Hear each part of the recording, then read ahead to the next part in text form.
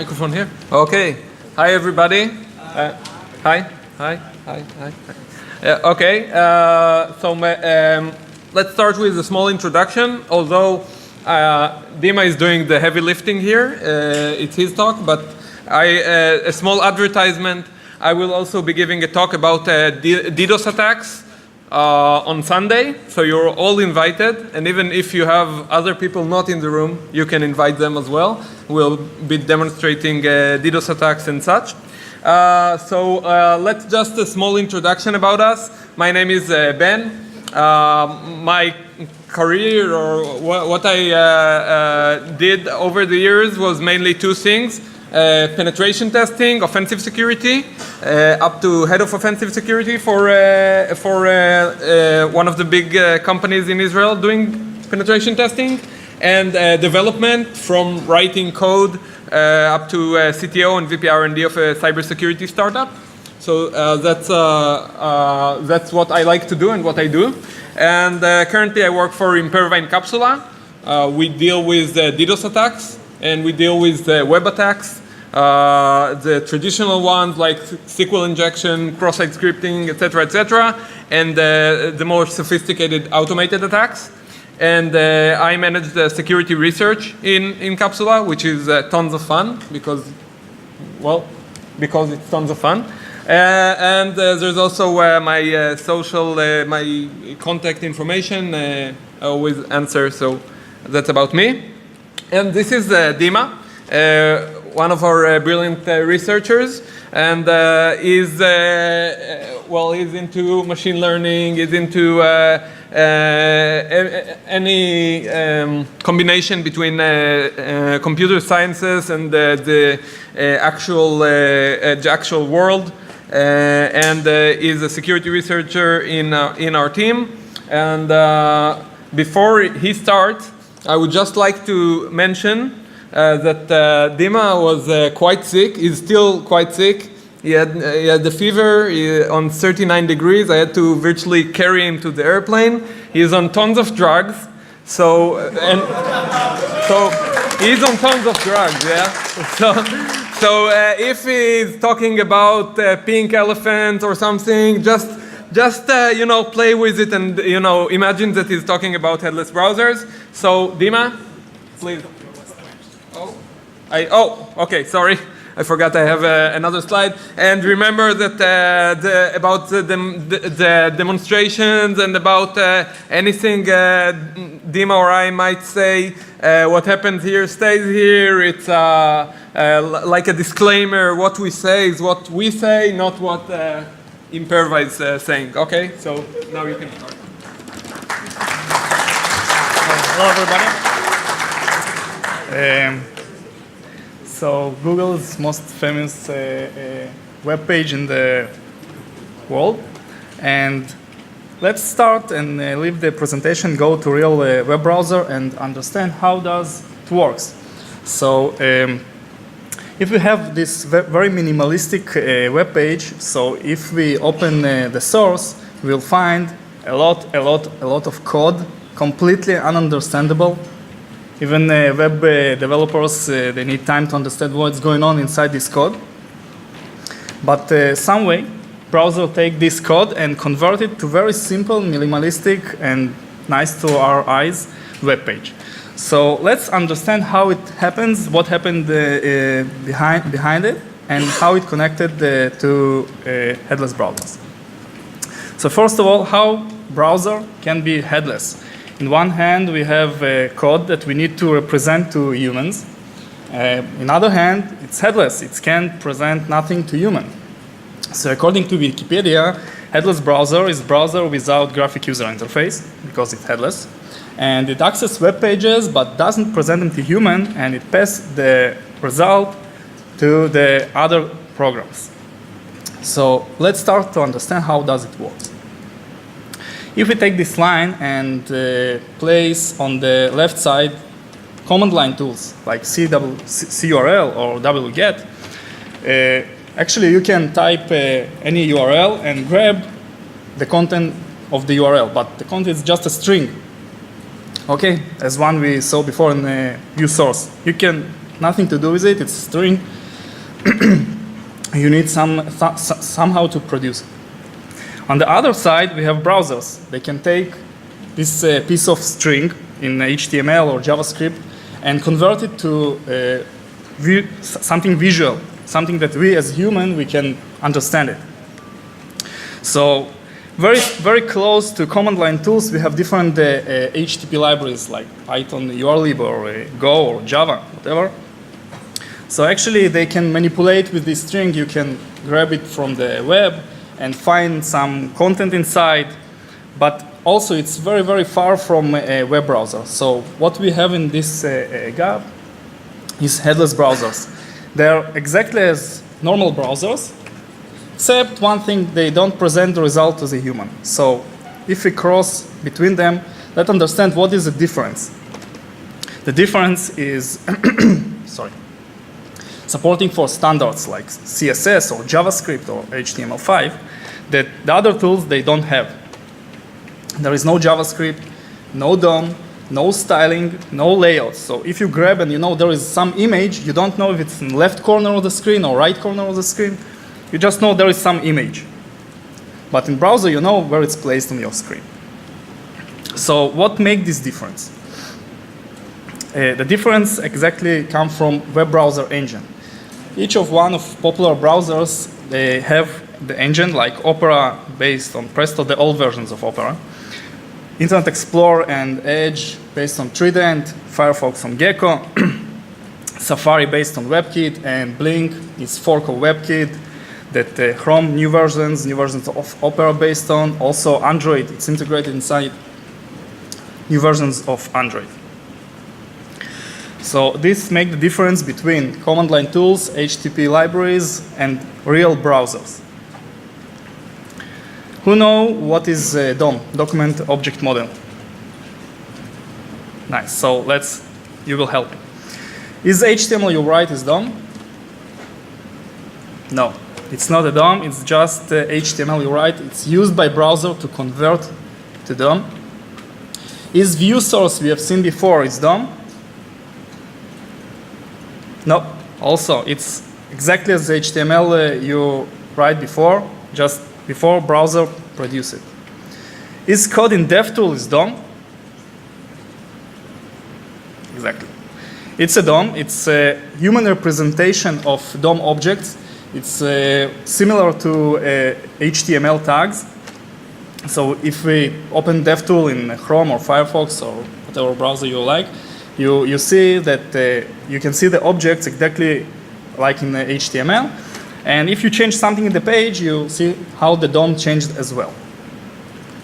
So let's see some example what is DOM and how different from HTML. So if we have some div object container and there is nothing inside, but we have a JavaScript that places content inside this container. So if we grab the source code, we get this one, and actually we need to produce and interpret this script to understand that hello world should be placed inside container. But if we take a look in DOM representation inside Chrome DevTool, we will see this line. Actually, Chrome execute this code inside the web engine and represent the DOM after the execution. So hello world contains inside the container object.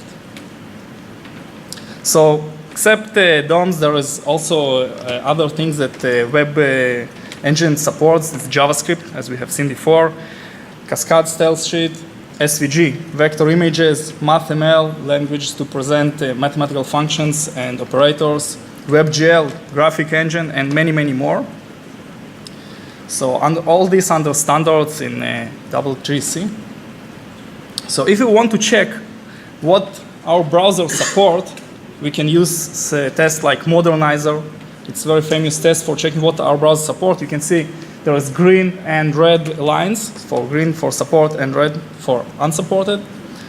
Let's zoom in. For example, this is a real example from Chrome. Support SVG, as I said before, but it does not support datetime function in JavaScript. Actually, this function implemented also in Firefox, but not supported in Chrome. So we can test what engine support and what our engine does not support. And if we take any HTTP library or CRL, it supports nothing because it can generate and understand what is SVG, for example, or JavaScript. Another test is ECMAScript test 262. Actually, this test check JavaScript engine.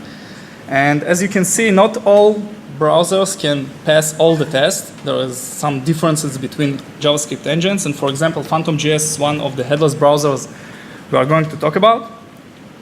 So it has less failed tests than Firefox version 31. Again, command line tools, they can't execute JavaScript. So let's see some examples of headless browsers in the wild. The most popular is PhantomJS. Some of you used PhantomJS or heard about it? Only 2-3 people. Okay, it's based on WebKit. It's cross-platform. That's very nice. It's portable.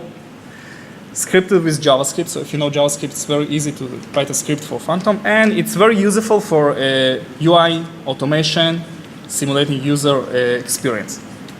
Some forks of PhantomJS is Slimmer, based on Gecko, the engine, Firefox engine, and TrifleJS, based on Trident engine used in Internet Explorer. Other type of headless browsers is headless browsers that we can compile inside our application or use as a module in our application. One of the biggest examples is Osomium. It's based on Chromium engine, and it has inside V8 JavaScript engine developed by Google. It's programmable with .NET and C++, as also VB if you like, Visual Basic. It compiled to cross-platform application, or can be used as a module inside your application. You can dynamically load it. Different examples of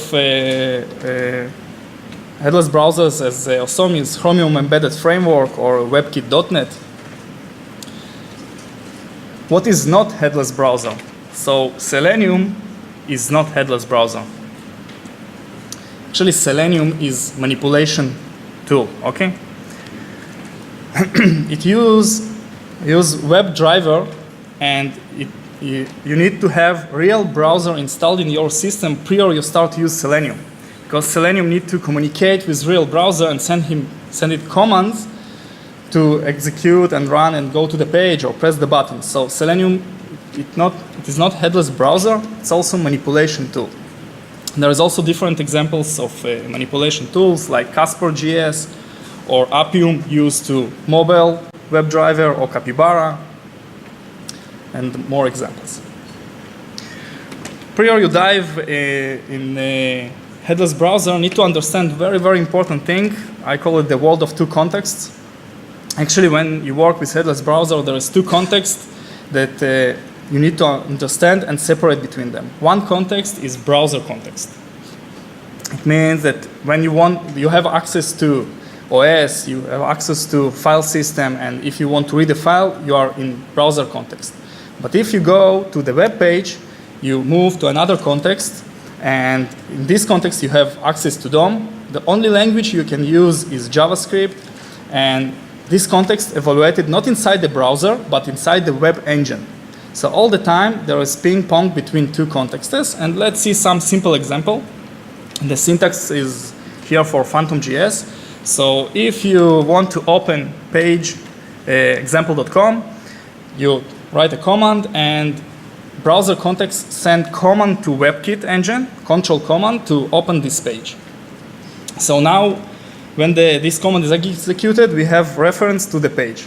Later we want to grab a title of this page. So the title exists only in page content. There is no idea in browser what is title. It exists in page content inside WebKit engine. So what we need to do, we need to type page evaluate because we want to evaluate some code inside WebKit and pass this code, inject it inside WebKit engine. So WebKit will execute this code and return with callback the result to our browser context. So all the time there is a ping pong between two contexts. Okay. So. Okay. So can you continue? Yeah, sure. So until now we talked about the theoretical part behind the headless browsers. So it sounds like a useful thing, right? And only 2 or 3 people said they're using Phantom.js, for example. What do you think are use cases for headless browsers? For headless browsers. Did you hear the rest of it? Yes. Instances where you have to have some JavaScript which renders on the page, Okay. and which is called from the browser itself. You can't get some data back unless the JavaScript evaluates. You just get the normal HTML and CSS. Okay, right. More use cases? Unit testing. Okay, good. More? I need at least 15, okay? Scrapers. Scrapers, okay, great. Yes? Taking screenshots. Taking screenshots, that's great. Okay, so we're down to the last 11, come on. Authentication? With proxies. Okay, okay. Yeah? Yes? Yes?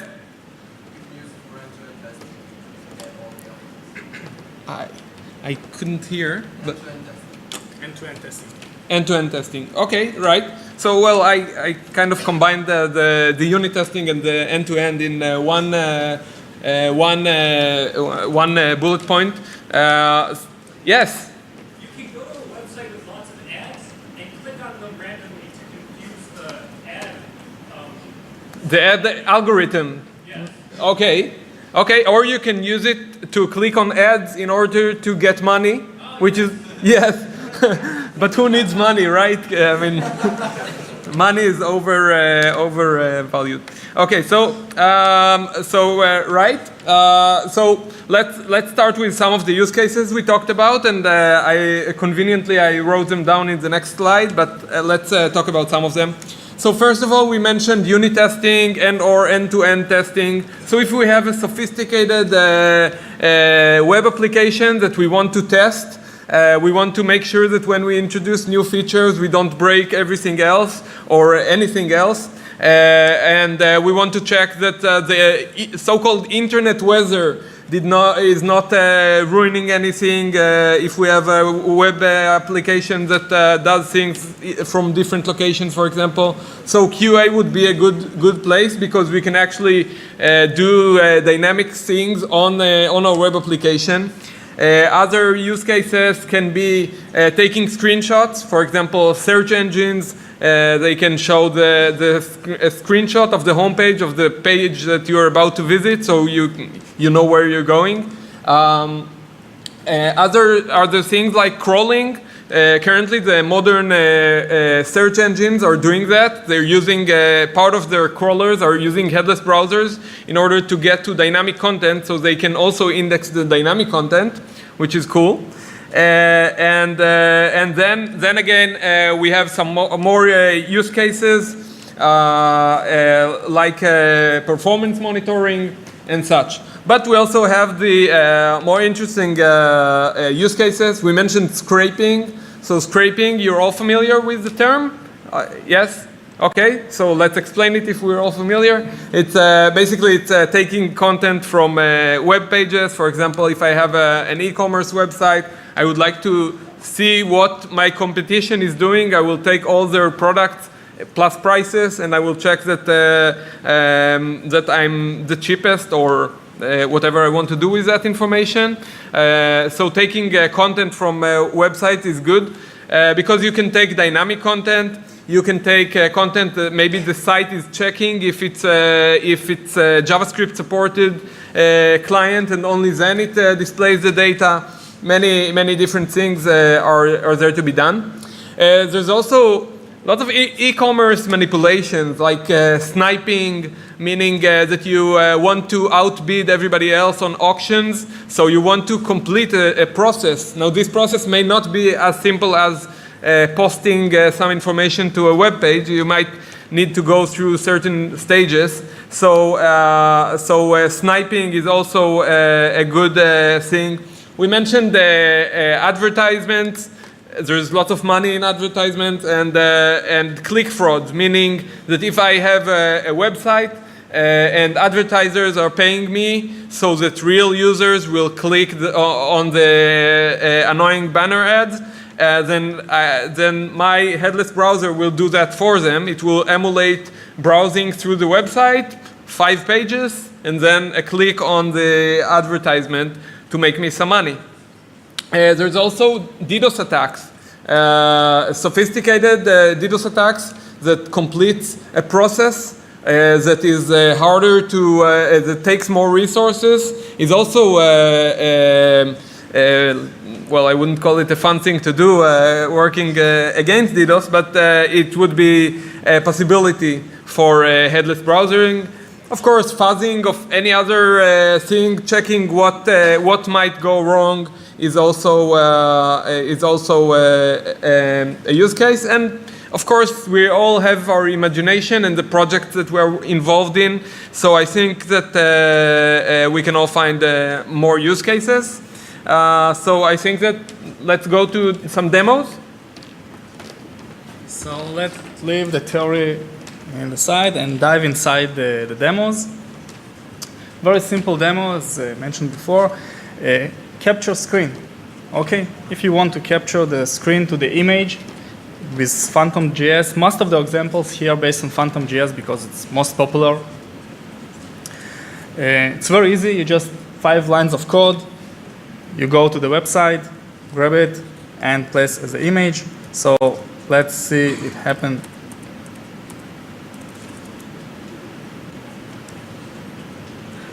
Okay, so what I'm going to do, Phantom.js,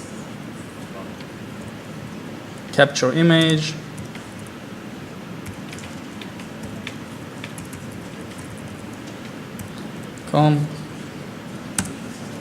and let's open our folder and wait for the result, not this one.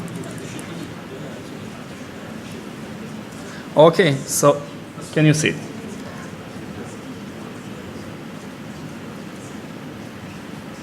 So we have the image of the web page, but cool. This is very simple. But more interesting, if you want to grab the image of the web page that doesn't fit inside the screen, so we need to scroll down to see all the image. Phantom.js do it for us. So let's go to github.com, for example. This one we can close. So if we go to GitHub, we can see that page. We need to scroll to see all the content. But when we grab it with Phantom.js, it's very easy, and you have all the page in one image. So if you want to mail it or send it, it's very, very easy. As well, it can generate it inside PDF. So I really like it, so you need to send any report, place in PDF, and send by email.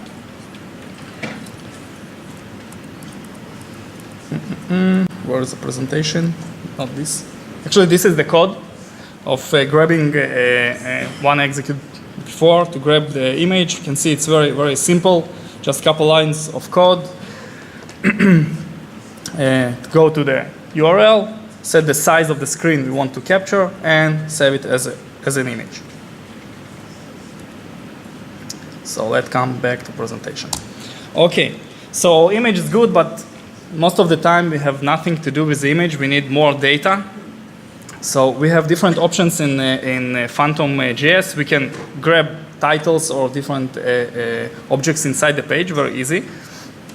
We can grab the content, like view source, we haven't seen before. And more interesting, we can get only text presented to the user without HTML tags.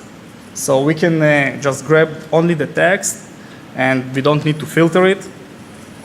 Or more than that, if we want to catch alerts, confirm or prompt messages, or handle different console events, we also can do it with just simple hook. We write on console message and what to do, like print in our, pass it from the page context to the browser context and print in the browser console. Okay, for example, let's grab the content from google.com. Capture text, Dub, dub, dub. Dub, dub, dub.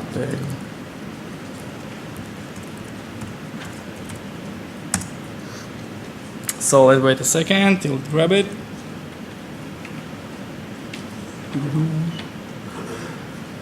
Stuck.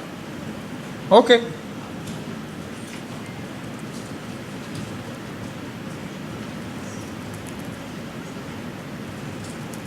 Let's find the.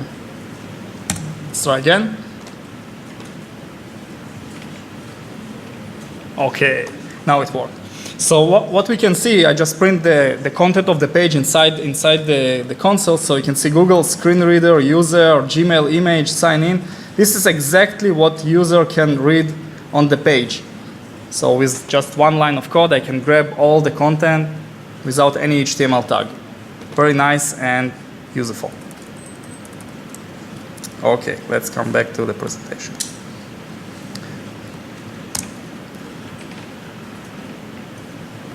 All this is nice, but what we can do it exactly without the engine, okay, except the image. But if you want to simulate user behavior, actually what we need to do is to click on the buttons, fill forms, or do some actions on the page. So I'll continue with the Google example because I like it. Yes, it's very nice. Very simple UI, so it's very easy to work with it. Okay, so let's assume that Google doesn't have API. You can't write /q equals and your question, and you need to type the query inside the field and press Google search. So what we can do actually, we just need to know the button and the field, its name, the ID or the name, and find it inside the web page, inside the DOM objects, and just do the manipulation or press it or fill it or whatever. So let's see the names of it. We can use a dev tool and look inside the DOM. So we can see that the name of the button is, its ID is LST-AIB. And let's find the Google search button. Okay, it has name button K. Okay, so what we are going to do is place it inside our Phantom.js JavaScript code that we are going to execute. So very simple, we are going to pass the code to web page context. Okay, inside page evaluate, as I mentioned before. We find the object one by ID, LST-IB, and place the value Phantom.js. We are going to search for Phantom.js and press the button. Very simple. Okay, so we just write exactly the things that user will do when he browses this web page. So let's execute and see what happened.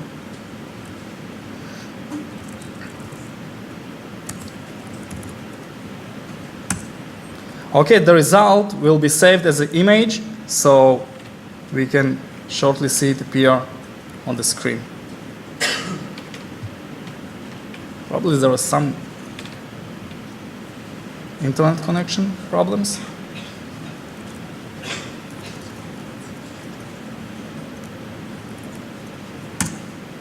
Another one try. There was no connection with the world. I hope you believe me. I can show you later, but for some reason, Phantom.js just don't want to work. Okay, the code is available, so you can check it by yourself. It's working. Actually, it's worked 5 minutes ago. Okay, so let's come to presentation.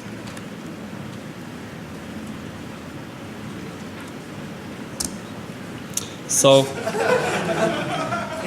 Ajax. Who know what is Ajax? A lot of people. Okay, so if you don't know, Ajax is asynchronous Java, requests and responses. Good example for it, when you go to your Facebook and you scroll down, your page doesn't refresh. You can see more and more content in your page without refresh, so there is some Ajax request and response behind it. So this is something that you can't do with just simple command line tool or any HTTP library. So you need to communicate all the time with the backend server, ping pong, just grab the data and show it. So I hope now this time it will work. Let's see. Okay, I prepare some example. Let's say I want to fly from Tel Aviv, where I came from, to Belgrade, and I want to search for some tickets and prices. So when I press for search, okay, you can see the page. It takes time to load the data and to sort it because all the time the web page communicates with backend server, and the data is not exist inside the HTML. Okay, it's come also only with AJAX request to backend server. So if we want to grab the information, we will not find it inside the source. But if we use Phantom or any headless browser, so we can grab this data. Let's look at the example. I just prepared the example to grab the price. As you can see, result price, airline, and the name of dealer to buy the ticket. So cross your fingers. I hope it works now.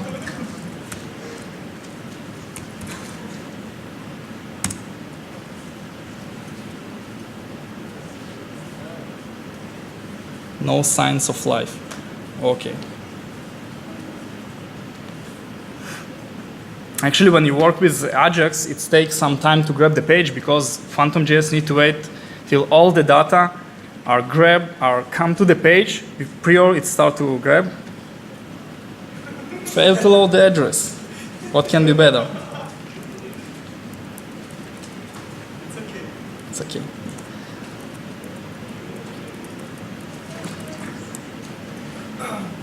Let's check the address.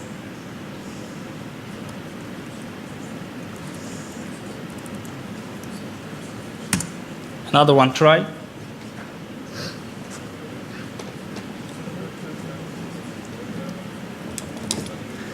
Okay. There are some connection issues with Phantom and the web.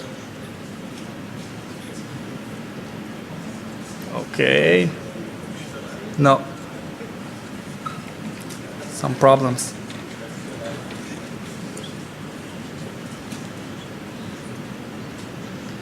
Okay, I will not try to fix it now and to understand why it happened. All I can do is just switch to another internet connection to check it. Do you want me to open it? No, it's okay.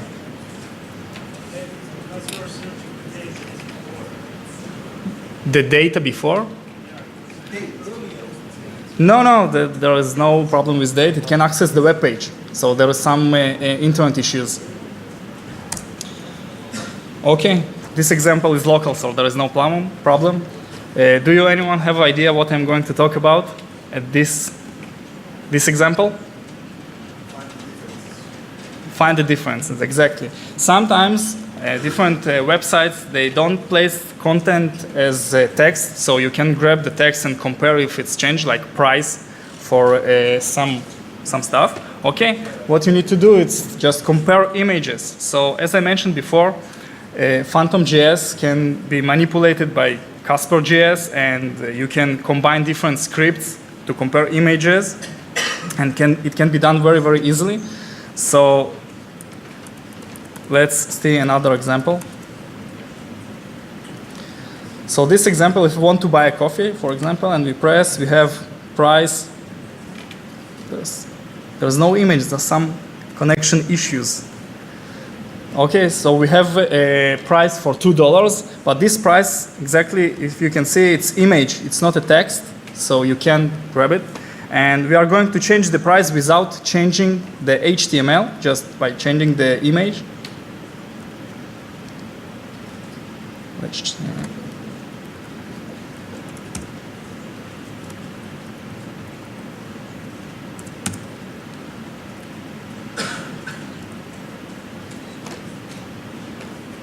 Okay, so now the price is $1 without any changes in HTML. So if you grab HTML, you will find nothing, but you need to compare the images. So we can execute a Phantom CSS script to compare the images, and it will do it for us. So first execution, it just create the baseline we want to compare. So let's execute it first time.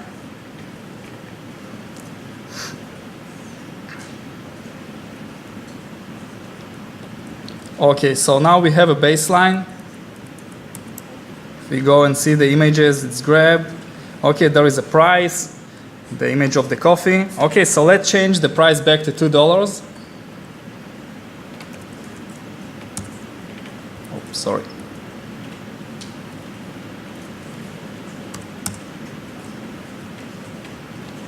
Okay, so now our price changed to $2, and let's try to grab it with Phantom.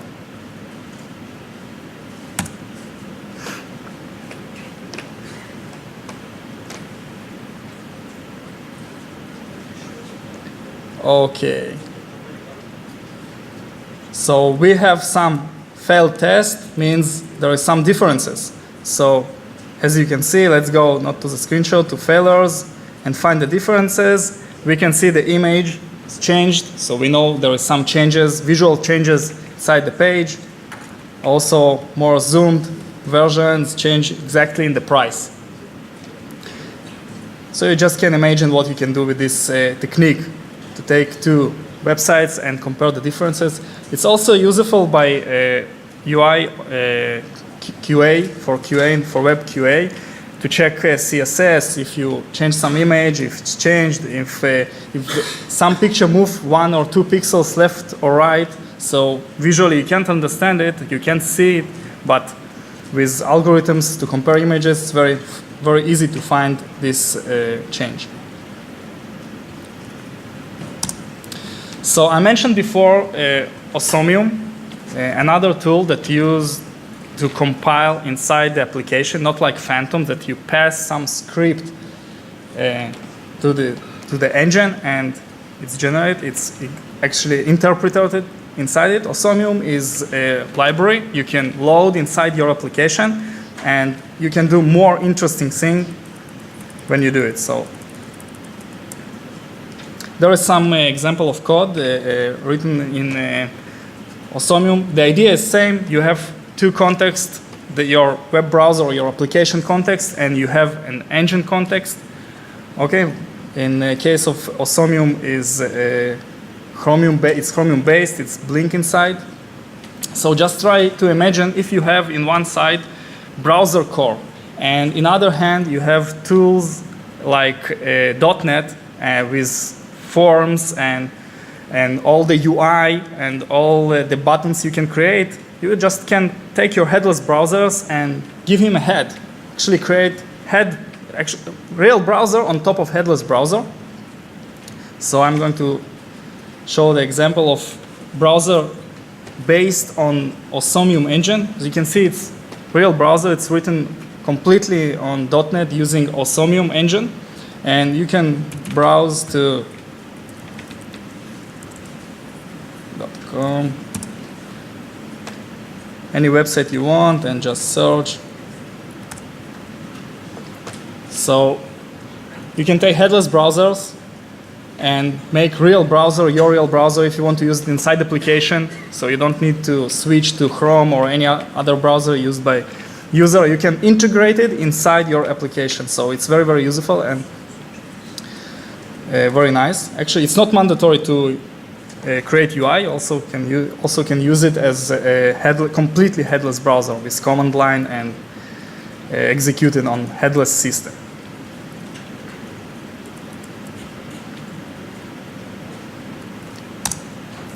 Last but not least, Android.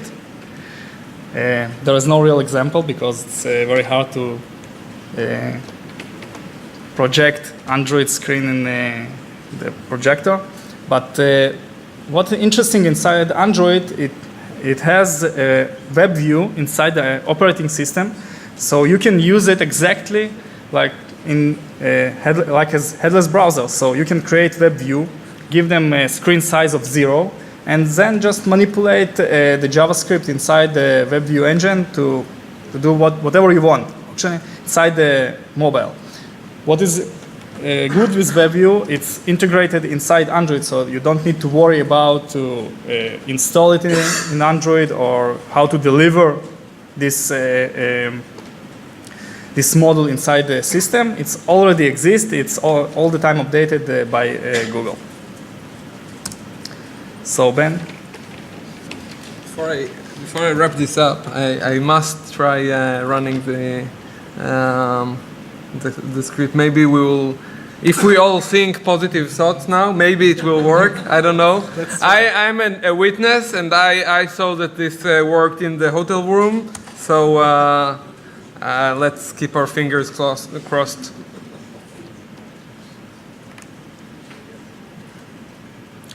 So it's Tel Aviv, Belgrade, October 1st to October 8th. Okay. Okay. Oh! Thank you all for the positive thought. It was okay. So now we have. Now I must tell you that these prices are are not the prices that we paid. So I'm very happy about it. I think we paid like $290 per ticket, but it was shitty flights. Anyway, back to the topic. So okay, that now. So now you really believe me that these scripts work. They believed you from the start. Don't worry. So just to wrap things up, I will just share a few things where we see headless browsers. So, like I said, what Incapsula does, a part of what we do is to protect web applications of our clients. We have a CDN, and the traffic goes through the CDN, and there we look at the traffic and find out, fingerprint all types of things. Who's a Google Chrome and who's a Google Chrome impersonator, who's a Google bot and who's a Google bot impersonator, etc. And so lately we've seen headless browsers being used in the wild for some use cases. Some of it is SEO. SEO is very popular for attacks these days. We've seen SQL injection attacks that injects links into pages. So instead of using SQL injection for the more traditional use cases like taking all the database or taking any part of the database, modifying it or deleting, we've seen a lot of attacks that actually insert links to improve the page rank of websites. We've seen similar attempts with stored XSS. So, and we've also seen SEO tricks being used with headless browsers to scrape content, not from e-commerce websites, the traditional scraping of content from e-commerce websites, or your shop is the cheapest, but taking dynamic content from pages, then showing them on a ring of other websites in order to improve their SEO and get some ad revenue. We've seen a lot of e-commerce abuse, mainly scraping, like I said. If I have a website and someone knows all my prices all the time and they can just get it a dinar less than my price, then I'm losing a lot of business. But we've also seen some more obscure things, like we have clients who have shops with limited edition products, and then there are sniper bots that buys all the limited edition products so that the normal customers has less value. We see that, of course, a lot with ticketing websites, clients that are buying the VIP tickets, then sell them for double the price. Let's say that it's very popular for any site that offers concert tickets, etc. And of course, DDoS attacks with headless browsers, it's nothing new. It's happening for a few years now. But first of all, we've seen an increase, and we've also seen a large mobile botnet lately that uses headless browsers to generate a lot of expensive traffic to some of our clients. So that's the main scenarios that we see in the wild. So, first of all, I will try this. Hvala vam, right? Yes. Thank you. And again, most of the thanks goes to Dima, who both did the heavy lifting here of doing the actual presentation. And he also, like I said, I dragged him sick here and had to really insist that he goes here even though he's sick, because I thought he would enjoy this place. So thank you, Dima. Thank you. And now, if you have any questions, we'll be happy. If you remember any other questions, we are here till Sunday, and you can also contact us digitally. But of course, we're happy for any questions right here as well. Especially Dima. Yes. I thought it would be neat if I had A microphone. You thought it would be neat to have a microphone. Test it. You want to? Hi, thank you. I thought it would be neat if I had a very bad internet connection and I wanted to use a site that had lots of Ajax to have a headless browser running somewhere else, and then it would send me pictures so I could pretend it's not an Ajax site. And I'm wondering if there are like out-of-the-box systems for this. I've been wondering this for years and I never set one up. So if I understand your question correctly, you want to take picture like for 1/2 second to grab how the process come from the start of the page till it receive all Ajax information? Yes, and I want to receive it all in one package to my computer over a bad internet connection so that this other site with lots of Ajax gets it all in the data center and I just have this small link to the data center. You can grab the information using Phantom.js prior. Yeah, but I have to write it. Did someone already write it for me? Like I have to make the pretty interface and all the... You can write it. Oh, okay. Maybe in the break. In the break, I can show you how to do it. It's very easy. Okay. I might have already written that much. Okay, we'll talk. Thank you. So hi, just a quick 2 questions. Thank you for Osmium. I didn't know about that thing. I've been using Phantom for years. So Phantom versus Osmium, it's like 80-20, or what's the use in real life? What do you think? I can base my answer on top of data we have seen in the wild, okay? Right. As in Capsula, we have a CDN, so we know what actually happened with our clients. It's around 50-50 for usage, but Osmium used mostly for applications, okay? So if you have, we have customers that have a game and you want to create application that it has browser inside the game, so use Osmium.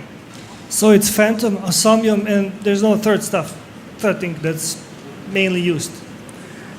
Except Phantom, you have Slimmer and Trifle, but it's forks from Phantom. Aha. And Osmium based on Chromium, so you have different projects like Chrome Embedded Framework or Webkin.net. So. Okay, one last question. How do I leech WebSockets? Do you have any info on that? How? I mean, you're scraping and you're in that business, so I was wondering if you have any insight from recommendations for stuff useful for actually grabbing information from WebSockets, like Socket.io and. Yeah, I know. I never checked this option to use WebSocket. Right. So. Okay. And I also need. Interesting. Right. Need to check it. Okay. Thanks a lot.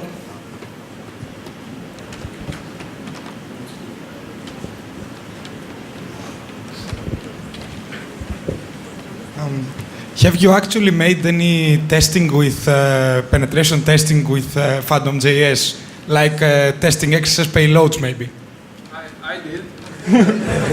I did. I did testing in Phantom.js. It was useful for many things, but it was. Let me give you a couple of things that it was off the top of my. I have the memory of a goldfish, so I probably remember little.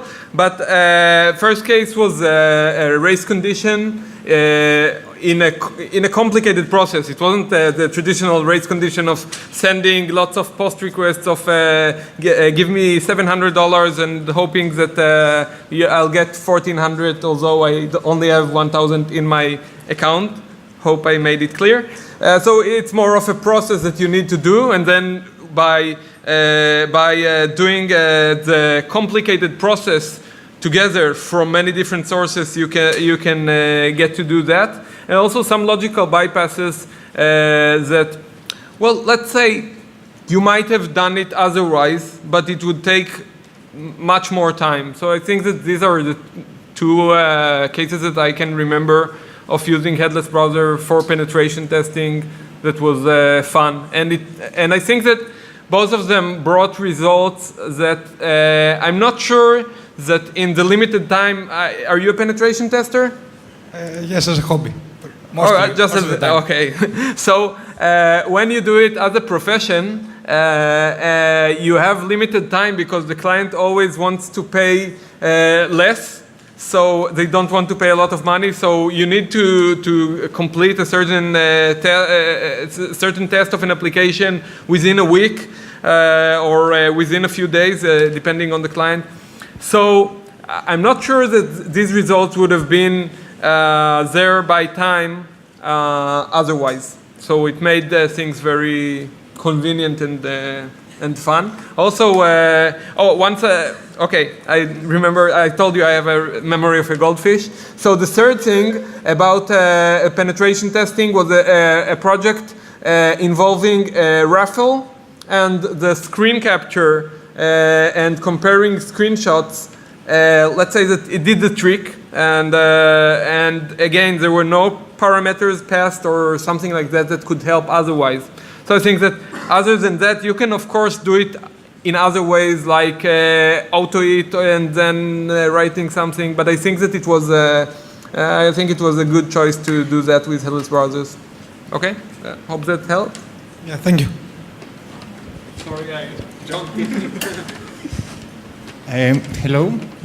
On the top of this question, I would like to ask if is this easier or more convenient or quicker than, for example, using BalCCon or something like proxy and trying to do the attacks. I mean, in the penetration test.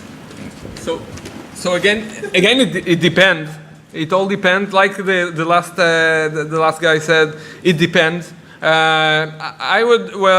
I was a penetration tester, and even when I do what I do right now, you have a tool set, right? You have Burp, you have Wireshark, you have many other tools that you can use, Echo Mirage, for example. Some of these tools can do the same thing. Like if I can write a Python script to fuzz directories, and I can use Deerbuster to fuzz directories.